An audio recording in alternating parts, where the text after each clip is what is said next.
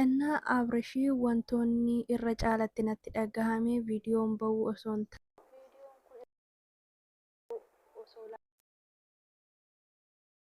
taane kan jedhu sanidha.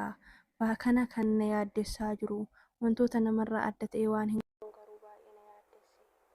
Abbaan koo arge harmeen koo argite jedhee baay'ee yaaddee malee viidiyoon bahuun wantoota namaatiin gargarummaa hin qabu jechuudha.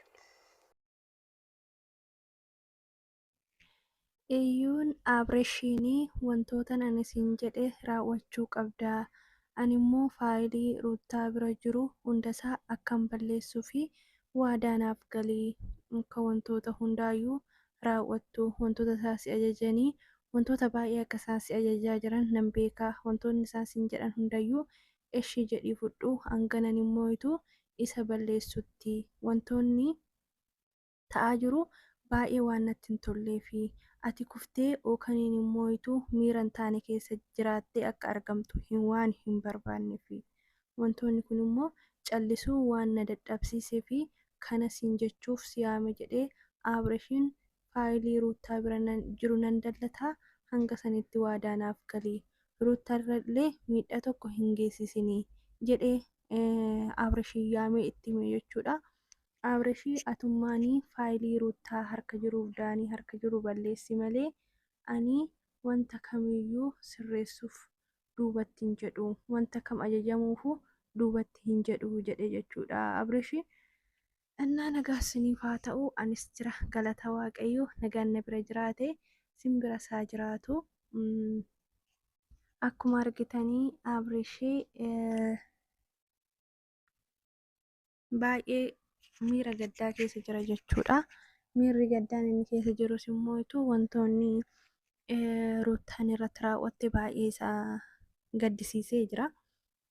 Haa ta'uyyuu malee iyyuun har'a yaameeti Abreeshii yaameen jira wantoota baay'ee argaan jira waan ta'eef wantoonni argaa jiru kun immoo baay'ee waan na gaddisiisee fi wantoota ilaalee callisuu hin dandeenye waan ta'eef isa san immoo akka Abreeshii nama gadi hin taane akka hin miidhamne akka hamileen isaa hin cabne waan barbaaduu fi faayilii san immoo Ruutaa jalaa fuudhee balleessuun barbaada.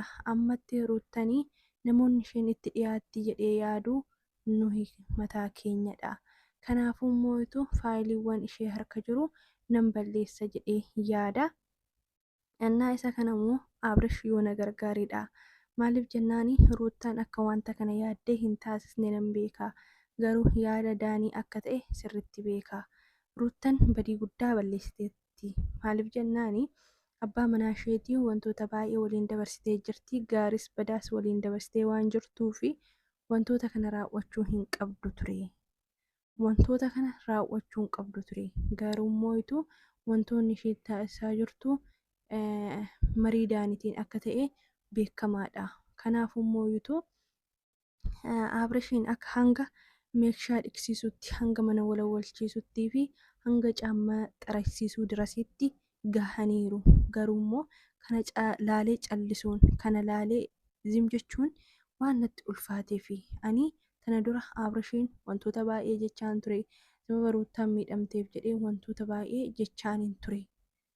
Garuu wantoonni amma immoo isarratti ta'aa jiru likkii jedhee waan hin yaadne fi dhugaan bakka jirtu dhaabbata waan ta'eef ani ammayyuu Ruutanii wanta kana likkii gooti jedhee haasa'aa hin jiru.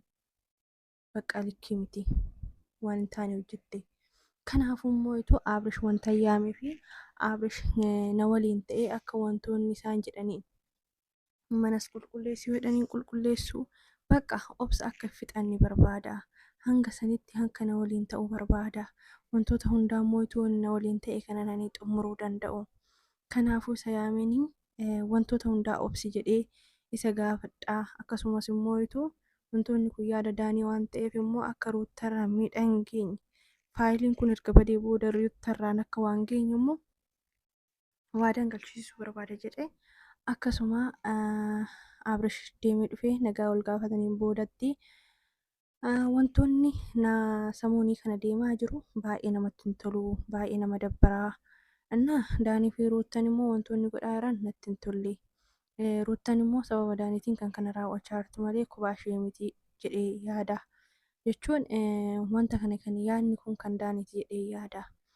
Garuu immoo isaanii bossotuudhaaf duubatti deebi'anii miti. Wantoota isaan jedhan kamiyyuu callistee obsitee hojjechuu qabda. Wantoonni kun siif gaarii dheedhee waan hin yaadnee fi si miidha dheedhee waan hin yaaduu fi akka miidhamuu waan hin barbaannee fi kan immoo callisii dabarsii jedheen jechuudha.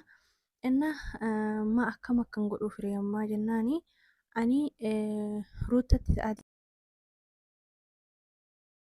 keessattuu nuyi warra jechuun mataa kootiin akka nama tokkootti ittiin dhiyaadha jedhee yaada. Kanaafummoo faayilii ishee harka jiru nan balleessaa.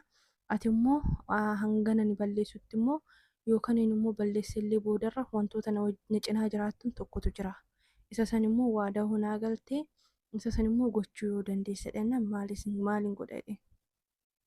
Wantoonni gochuu dandeessu wantoota isaa si ajajan wantoota baay'ee akkasii goosisaa jiran mana qulqulleessuu uffata si miiccisiisuu kan mana jechuun wantoota baay'ee meeshaa sireessisan booddee uffata si miiccisiisuu waan hin namneef akkasuma immoo wantoota baay'ee kaameraa boodarra waan akkasii godhan argaan jira. Baay'ee sun immoo obsa na dhoowwate waan ta'eef wantoota akkasii si ajajan hanga nani faayilii san balleessutti tole jedhii raawwadhu obsa fixatini. Inni lammataa immoo faayiliin sun badee ruuttarraan miidhagaa jettee yoo yaadde immoo ani kana keessa seenuu hin danda'u. Maaliif daaniin jireenya keessan keessa bahee an ruuttaa wajjin akka jiraattan barbaada. Immoo akkuma Hermeeliin jireenya keessan keessa baate daaniis akka bahu barbaada. Immoo faayiliin kun badee hanga hoomii akka jedhaati akkanatti si qaqamtee jiraachuu hin barbaadu. Bakka ani kanan barbaadu isin lamaan tokko taatanii akka jiraattan hin barbaada. Kanammoo gochuudhaaf booddee akka ruuttan yaada ruuttan taane hubattee akka ruuttarraa miidhaa hin geenye hin barbaada. Akka ruuttaa wajjin taatu akka ruuttatti qiimii kana hin qabanne akka ruuttatti haloo hin baane kanan barbaada. Maaliif waan biraa keessa na seensisa waan ta'eef immoo wantoota akkanaa kan akka raawwattu waan hin barbaanneef wanta godhamuu qabu taasisi malee dileet godhuu gara lamaan taasisi malee anaaf rakkoon qabaatiin nan godha jedheeni. Ani manatti hin deebi'u har'a osoo danda'ame deemina jedheeni. Bilbilallee naa bilbilaa jiranii jalaa kaasaa hin jiru jennaan bilbilumaayyuu jalaa kaasuu diduun qabdu jalaa kaasuu qabdennaan ishii jalaa hin kaasaa jedheen jechuudha. Ishii jalaa hin kaasa dhugaa dhiyaabash gajjadhi bilee yeroon sii darbitutti jechuudha. Guyyaan har'aa kun boruu miti ni darbiti dhiyaabash. Guyyaan kun guyyaan jijjiirama guyyaan waan ta'eef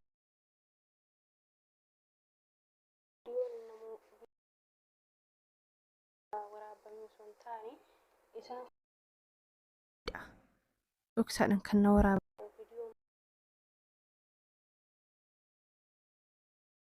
Koo argite viidiyoo kana abbaan koo arge viidiyoo kana maal jedha maaltutti dhagahama kan jedhu sanii fi maatii kiyyaaf yaadeni malee hanga kana hundatti wantoota namaan addaatillee waan hin jiru natti fakkaatu irra caalatti kana kan na yaaddessedha jechuudha.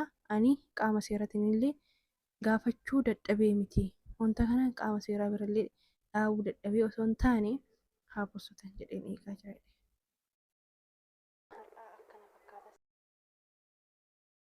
Nama dabbara baay'ee nama azazzisiisa jechuudha dhugaa.